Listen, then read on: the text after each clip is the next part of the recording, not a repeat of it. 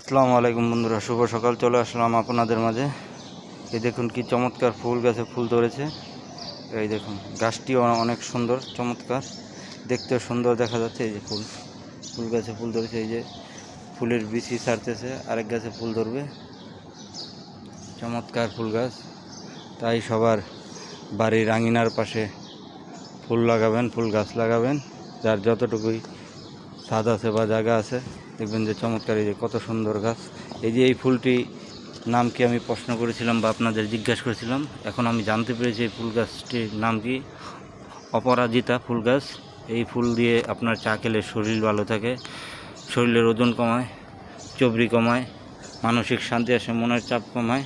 তাই সকলেই এই ফুল দিয়ে গরম পানি, চিনি ছাড়া, লেবু থাকলে লেবুর রস, আর লেবু না থাকলে স্বাদ অনুযায়ী মধু দিবেন। দেখবেন যে খেলে আপনার শরীরে অনেক উপকারিতা আসবে, শরীর ব্যথা কমবে, ওজন কমবে।